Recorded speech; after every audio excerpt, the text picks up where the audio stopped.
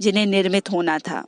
वह उन्होंने थोड़ा प्लस्तर दिया था मदर डन को, महाकू का प्लस्तर उन्होंने दिया था जहां दिव्यात्मा बाप को कैद किया गया था, और उन्होंने ये प्लस्तर दिया मदर डन को व उनने ये धरती पर रखा। वह समारोह पूर्ण हुआ व उन्होंने इस उपासना गृह को सुपुर्द कर दिया मानव जाति के लिए। वह मेरे विचार से आज रात के लिए ये उपयुक्त है कि हम उस डेडिकेशन को याद करें। वह मैं आपके लिए उस रिकॉर्डिंग को चलाऊंगा जो उस समारोह के आरंभ का है। आप इस रिकॉर्डिंग में सुन सकते हैं बहुत स्पष्ट से कि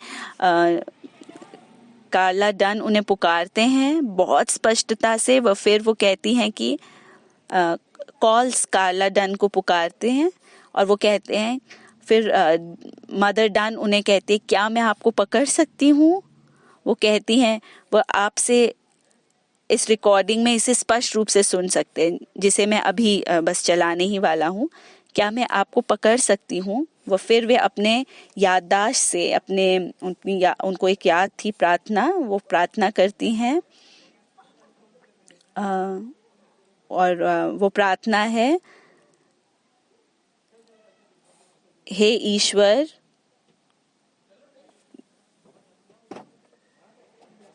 मेरे परमेश्वर, हे मेरे नाथ मेरे परमात्मन। तो आप में से कितने 1999 की रात को एक बड़ी पार्टी के लिए तैयार हो रहे थे। एक गीत था, आप जश्न करेंगे जैसे ये 1999 हो, 1999 हो।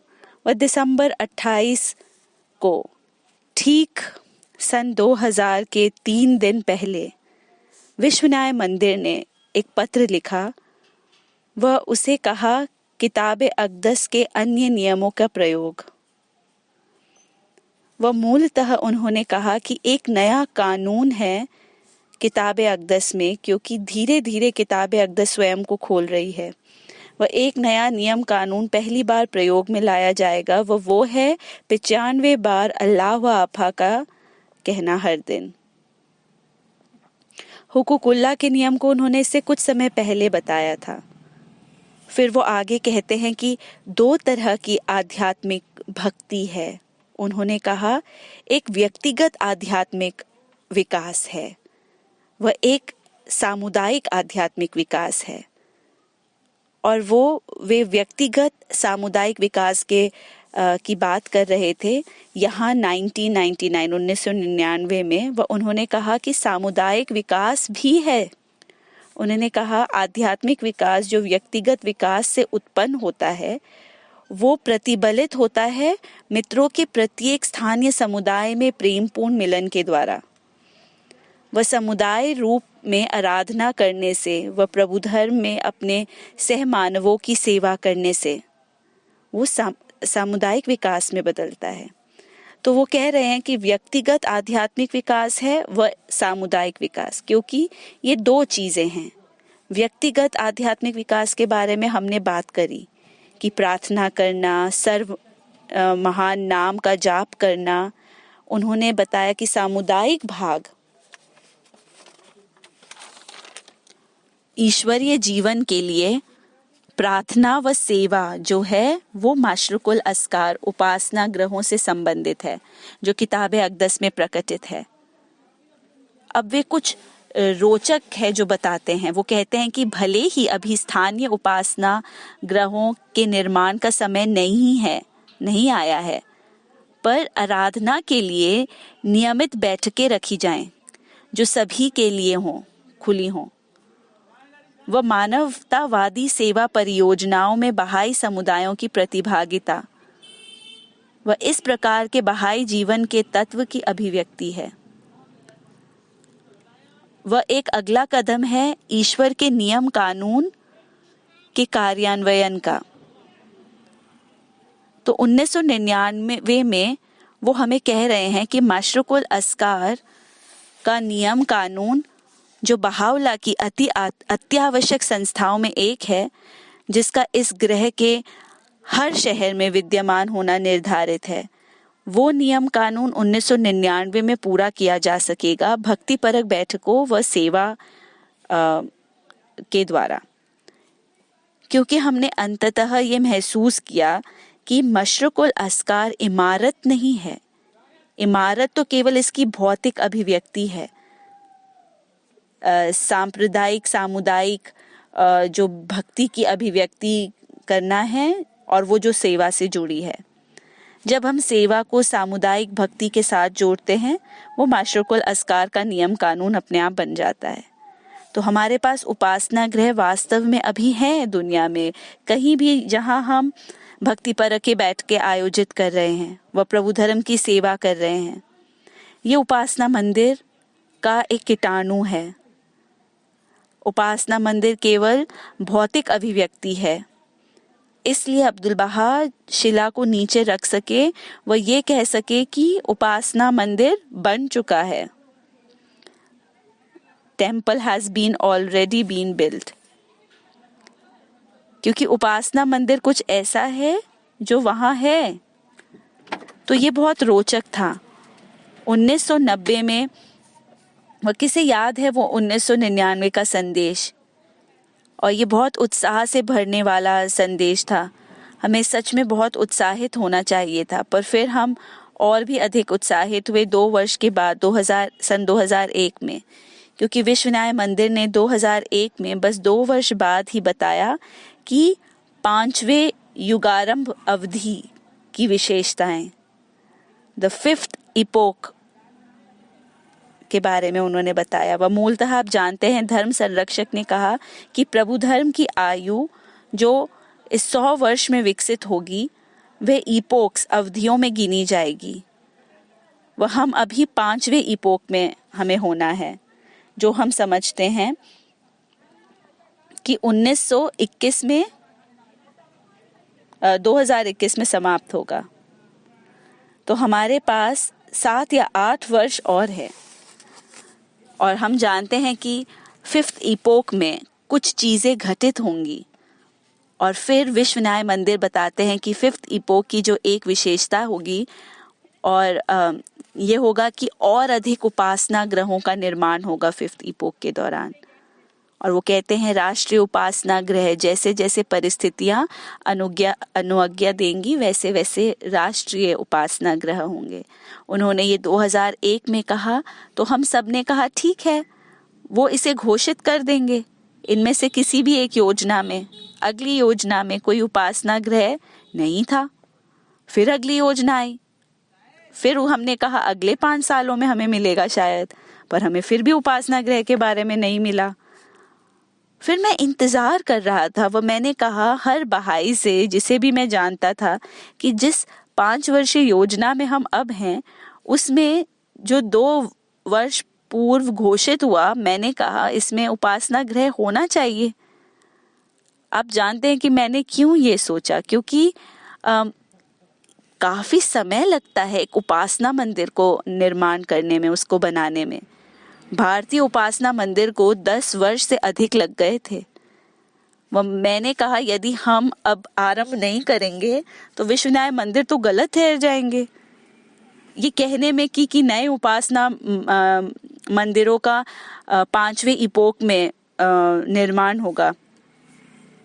हाँ, तो खैर मुझे पता था कि विश्व न्याय मंदिर कभी गलत नहीं हो सकते हैं। मैं जानता था कि हम उपासना मंदिरों को इतनी जल्दी नहीं बना सकते हैं, तो मैं ये जानता था। फिर 5 वर्षीय योजना आई 2 वर्ष पहले, कोई उपासना गृह नहीं। तो मैं पागल सा हो गया। लोग कहते उपासना गृह बन जाएगा। वह फिर इस रिजवान तक प्रतीक्षा की। वह उसमें इस रिजवान संदेश में विश्व न्याय मंदिर ने अंततः 7 नए उपासना मंदिरों की घोषणा करी। और मैंने फिर महसूस किया कि क्यों उन्होंने ऐसा किया है। जब मैंने वो सर्वप्रथम वाक्य को पढ़ा तो मुझे इसका सारा विवेक समझ आ गया, क्योंकि उन्होंने उसमें कहा कि 100 वर्ष पूर्व रिजवान पर अब्दुल बहा ने अमेरिकी उपासना गृह को लागू किया था। व अब 100 वर्ष पूर्व से रिजवान तक उन्होंने इन उपासना गृहों की घोषणा करी है। वह अचानक ही हमारे पास दुनिया में कई उपासना गृह हो जाएंगे।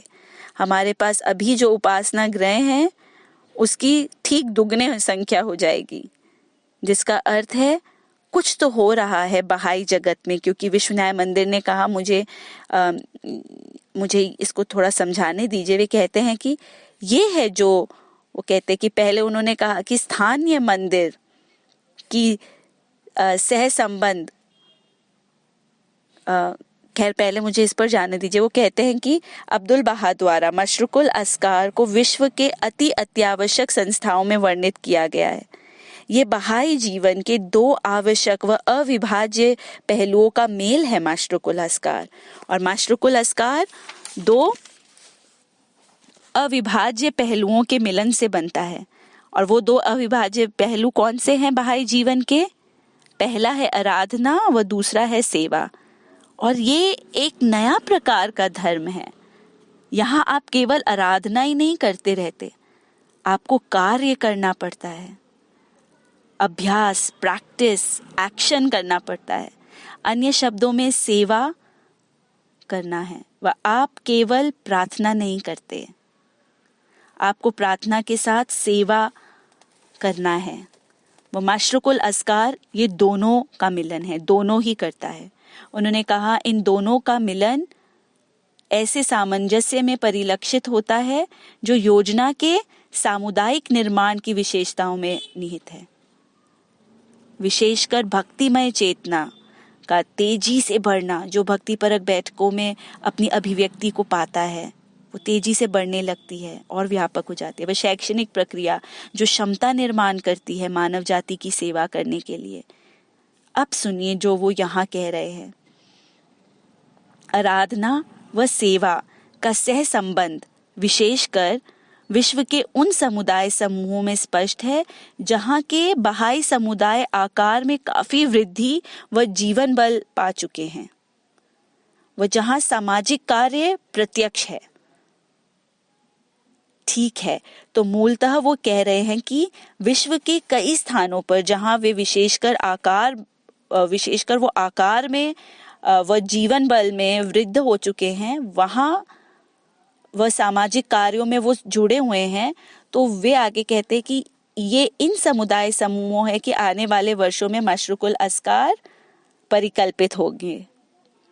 तो ये सच में 7 मशरुकुल अस्कारों की केवल घोषणा मात्र नहीं है, ये एक विशाल क्रम विकास संबंधी चरण की घोषणा है मानव जाति के इतिहास में, कि मानव जाति अब रूपांतरित हो रही है। वह मशरुकुल अस्कार की वो इमारतें उनके साक्ष्य हैं। ठीक वैसे जैसे फूल प्रमाण है कि पौधा बढ़ गया है, तभी उस पे फूल आया है। वह प्रमाण मेरा मानना है कि और भी कई उपासना गृह होंगे। मुझे ये विश्वास है। अब सिडनी के लिए नहीं कह सकते, हम ज़्यादा कुछ भी नहीं कह सकते क्योंकि हम आशीर्वादित हैं ही पहले से विश्व के सर्वप्रथम महाद्वीपीय उपासना मंदिर को पाकर सिडनी में। लेकिन मुझे इस तथ्य पर विचार करना पसंद है कि ठीक अभी जैसे कि विश्वनाथ मंदिर तैयारी करवा रहे हैं 7 नए उपासना गृहों के निर्माण की, तो 8 नए मंदिर प्रक्रिया में हैं। इस तथ्य पर विचार करने के लिए कि ये बिल्कुल ठीक था 1958 से अभी तक। अब कौन इसकी गणित करेगा? करीब 55 वर्ष पूर्व, कौन बता सकता है हमें कि 1958 में क्या हुआ था? वह आप ग्राहम हैस्ली से पूछ सकते हैं कि वो इसका उत्तर दे दें। ठीक है क्या हुआ था 1958 में, मार्च 22 1958 में? क्या किसी को याद है कौन था यहाँ? कौन था 1958 1958 में बहाई जो यहाँ पे है? कोई था? नहीं? ठीक है, अच्छा आप थे। तो ये तब था जब शिलान्यास समारोह था सिडनी उपासना मंदिर का। तो सिडनी उपासना गृह का मार्च 22, 1958 में सम्मेलन था, अंतर महाद्वीपीय सम्मेलन था और धर्म संरक्षक ने 4 सम्मेलनों का आह्वान किया था। वह 3 स्थानों पर उपासना गृह थे जिन्हें निर्मित होना था। वह उन्होंने थोड़ा प्लस्तर दिया था मदर डन को, महाकू का प्लस्तर उन्होंने दिया था जहां दिव्यात्मा बाप को कैद किया गया था, और उन्होंने ये प्लस्तर दिया मदर डन को व उनने ये धरती पर रखा। वह समारोह पूर्ण हुआ व उन्होंने इस उपासना गृह को सुपुर्द कर दिया मानव जाति के लिए। वह मेरे विचार से आज रात के लिए ये उपयुक्त है कि हम उस डेडिकेशन को याद करें। वह मैं आपके लिए उस रिकॉर्डिंग को चलाऊंगा जो उस समारोह के आरंभ का है। आप इस रिकॉर्डिंग में सुन सकते हैं बहुत स्पष्ट से कि कार्ला डन उन्हें पुकारते हैं बहुत स्पष्टता से। वह फिर वो कहती हैं कि कॉल्स कार्ला डन को पुकारते हैं और वो कहते हैं फिर मदर डन उन्हें कहती है क्या मैं आपको पकड़ सकती हूँ। वो कहती हैं वह आपसे इस रिकॉर्डिंग में इसे स्पष्ट रूप से सुन सकते हैं जिसे मैं अभी बस चलाने ही वाला हूँ। क्या मैं आपको पकड़ सकती हूँ। वह फिर वे अपने याददाश्त से उनको एक याद थी प्रार्थना, वो प्रार्थना करती हैं और वो प्रार्थना है, हे ईश्वर